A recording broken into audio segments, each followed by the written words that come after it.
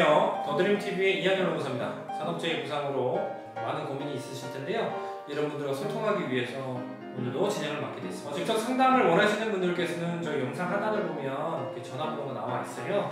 여기 전화 주셔도 될 것 같고요. 물론 댓글로도 지금 문의 주시면 저희가 바로바로 성심성의껏 답변해드리도록 하겠습니다. 그럼 본격적으로 오늘 또 컨텐츠를 진행해 보도록 하겠습니다. 광산 근로자 산업재해 전문가시죠? 강미성 노무사님 모셨습니다. 반갑습니다. 안녕하십니까. 안녕하십니까. 더드림TV 구독자 여러분들 안녕하세요. 더드림 직업병연구원 문경지사를 책임지고 있는 지사장 박민성 노무사입니다.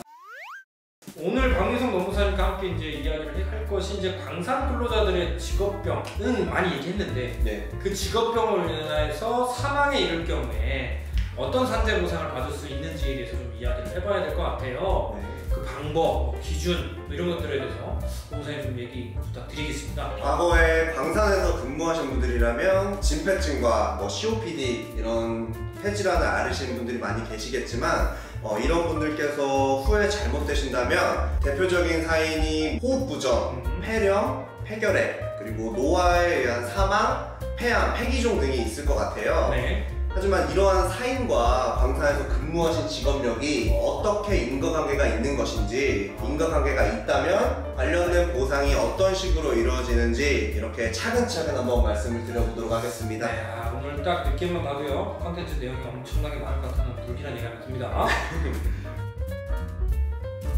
그럼 계속해서 이야기를 나눠보도록 하겠습니다. 네. 광산 근로자분들은 이제 갱내에서 강물 분진을 많이 흡입을 하시니까 그렇죠. 대부분 호흡기계 관련 질환으로 보통을 받으시잖아요. 네. 대표적인 질환으로는 이제 진폐증, 지난번에 말씀드렸던 만성 폐쇄성 폐질환 COPD라고 하죠. 이런 것들이 있는데 사망에 이르게 하는 어떤 질병이 이외에도 더 있을까요? 진폐증과 만성 폐쇄성 폐질환 자체가 사망에 이르게 하는 질병이기도 하지만 이와 관련된 합병증이 가장 연관이 깊다고 보시면 되겠습니다. 네. 진폐와 관련된 합병증은 9가지가 있는데요. 맞네요. 네. 활동성 폐결핵, 네. 그리고 흉막염, 기관지염, 기관지 확장증, 기흉, 폐성심, 폐기종, 비정형 미코콘드리아, 마지막으로 원발성 폐암 이렇게 있습니다. 여기서 원발성 폐암은 폐 자체의 원인이 돼서 발생한 폐암이어야 한다는 것을 의미하고요. 네. 다른 암에 의해서 전이된 전이성 폐암이면은 합병증에 해당하지는 않습니다. 노무사님께서 지금 말씀해주신 여러 가지 질병으로 인해서 사망에 이르렀다면 네. 산재 보상은 좀 어떤 것들을 받을 수 있을까요? 보상은 진폐 등급이 2010년 11월 21일 이전에 있었던 분이라면 진폐법에 따른 유족연금, 장례비, 유족 위로금의 보상을 받을 수 있고요. 네. 2010년 11월 21일 이후에 진폐 등급이 있었던 분이라면 네. 진폐 유족연금, 장례비를 보상으로 받을 수 있겠습니다. 이뿐만 아니고요. 진폐 등급이 있었던 분이라면 진폐 등급을 상향시켜서 네. 연금 차액분을 보상받을 수 있는 미지급 보험급여 청구도 할 수 있습니다. 그리고 마지막으로 진폐 등급이 없는 경우에도 보상이 아예 없다고 보시면 안 되고 네. 진폐법이 아닌 산재법에 따라 유족급여와 장례비, 그리고 이후에 요양급여와 휴업급여까지 신청을 할 수 있겠습니다. 여러 가지 보상금을 얘기해 주셨는데 좀 정리를 좀 하고 넘어가야 될 것 같아요. 진폐증에 이환되어서 산재 보상을 받고 계신 분이 직업병으로 아까 말씀해 주신 합병증 여러 가지 합병증으로 사망한 경우와 진폐증으로 산재 보상을 받고 있지는 않지만 결국에는 그 광업소에서 일하는 것 때문에 직업병으로 사망한 경우에는 보상 종류가 좀 달라지는 것 같습니다. 네. 이거는 꼭 기억을 하셔야 할 것 같아요. 그러면 이런 보상을 받기 위해서는 어떤 기준을 좀 충족해야 될지 궁금합니다. 설명 좀 부탁드릴게요. 제가 3가지 정도로 꼽아봤습니다. 네. 이 3가지 중에 이제 첫 번째를 먼저 말씀드리면 진폐 등급이 있는 분과 없는 분 모두 포함이 되실 것 같은데 진폐증과 이와 관련된 합병증에 의해 사망에 이르는 경우여야 합니다. 네. 이게 무슨 말씀이냐면 앞서 말씀드린 9가지 합병증이 있어야 하고요. 진폐가 사인이 관련이 없는 질병이라면 어렵다는 말씀을 드리는 겁니다. 네, 다만 진폐와 관련이 없는 담도암이나 직장암 등의 다른 암이 발견되었다 하더라도 앞서 말씀드린 9가지 합병증 중에 원발성 폐암, 이 폐암이 먼저 발병해서 다른 암에 전이가 돼서 발생했다면은 이게 합병증이 진폐와 관련된 사망이라고 보셔도 된다는 것입니다. 그건 보상이 가능하다는 말씀으로 이해해도 될까요? 네, 맞습니다. 두 번째 기준은 병원에서 진폐와 관련된 충분한 의무 기록이 확보되어야 한다는 것입니다.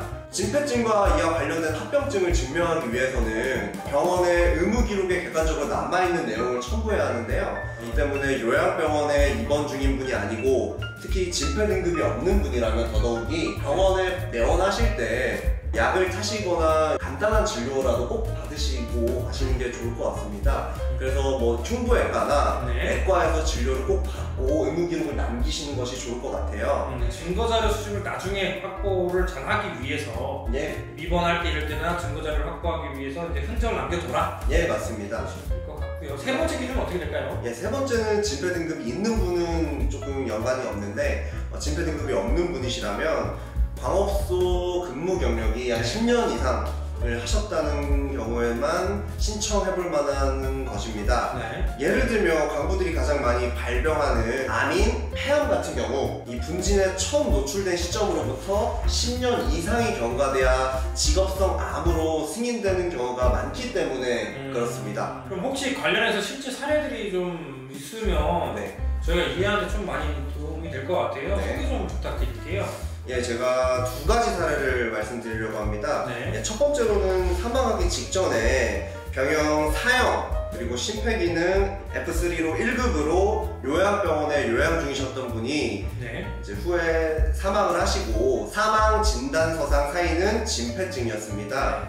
이 재해자 같은 경우에는 2010년 11월 21일 이전에 11급, 9급, 그리고 2010년 11월 21일 이후에 1급이 되셨고 평균 임금은 14만 81.36원으로 승인이 되셔서 진폐 유족연금 매달 221만 5,620원, 장례비는 1,586만 7,020원.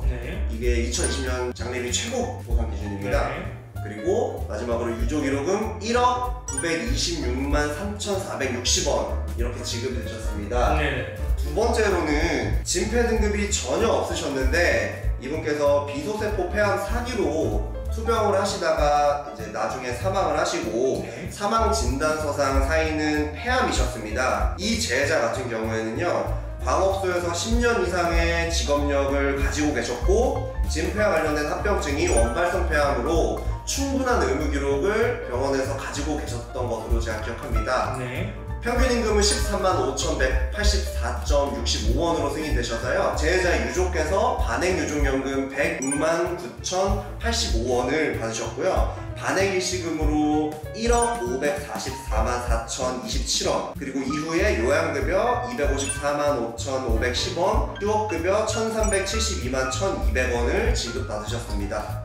그럼 지금 케이스로 설명해 주셨는데요. 첫 번째 거는 진폐증으로 이미 상재 보상을 받고 계셨던 분이 주된 사인이 진폐증으로 사망을 해서 유족수혜를 받은 케이스를 설명해 주신 것 같고요.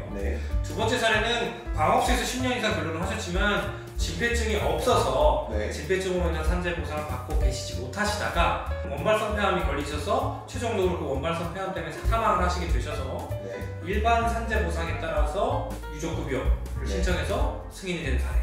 정리하면 될 것 같아요. 확실히 실제 사례를 가지고 저희가 이야기를 하니까 좀 더 이해가 잘 되는 것 같습니다.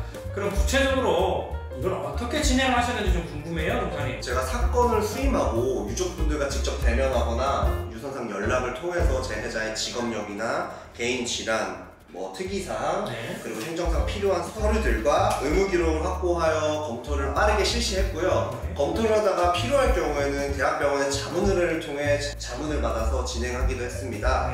이렇게 서류를 정리하고 작성을 해서 재해발생 경위서를 준비하고요. 유족급여 및 장례비 신청서를 관할공단에 첨부를 합니다. 공단에 첨부를 하면 이제 진폐 등급이 있는 분이라면 공단에서 자체로 판단이 가능할 경우에 자문을 하고요. 불가능하다면 직업환경연구원에 의뢰를 하게 됩니다. 진폐 등급이 만약에 없는 분이라면 진폐심사회의의 심의를 상정하고요. 병원에 요양 중인 분일 경우 소속기관에서 자체 판단을 하고 비요양 중인 분들이라면 전문조사를 실시하여 질병판정위원회까지 심의하여 최종 결과가 결정되게 됩니다. 그럼 마지막으로 좀 유의해야 될 사항들이 있을까요? 마지막으로 유의하실 거는 유족과 관련된 보상을 다 받으셨다고 해서 끝난 것이 아닐 수도 있습니다. 평균 임금과 관련하여 근로복지공단이 만원이라도 잘못 산정했을 경우에는요, 유족위로금은 780만원, 연금은 최대 140만원 정도 미지급이 될 가능성이 있습니다. 엄청 차이나네요. 또한 1980년대부터 시작된 한미아 사업에 의해 폐강 대책비를 받으신 분이라면 네. 한국광해강업공단의 재해위로금 대상이 되실 수 있다는 점을 알고 계신다면 좋을 것 같습니다. 중요한 정보들을 좀 알려주신 것 같아요. 오늘은 좀 중요한 내용들은 여기까지 하고요. 강사근로자가 직업병으로 해서 사망했을 경우 산재 보상에 대해서 이야기를 나눠봤습니다. 중요한 정보를 전달해주신 강미성 노무사님께 다시 한번 감사 말씀드리고요. 마지막으로 또 하실 말씀 있으시면 전달 부탁드립니다. 네, 저희 문경지사는 문경시 당교 11길 5 3층에 위치를 하고 있고, 저희가 뭐 집회 유족뿐만 아니라 광산에 근로하신 분들에게 발병한 직업병을 전문으로 보상을 도와드리고 있는 노무법인이다 보니까 뭐 부담 없이 방문이나 상담 전화해 주시면은 저희가 도움을 드리도록 하겠습니다. 알겠습니다. 여기까지 진행 2학년 자문회는 강민성 노무사였습니다. 여러분 구독과 좋아요 그리고 알람 설정 잊지 말아주세요. 인사드리겠습니다. 하나 둘 셋. 감사합니다. 감사합니다.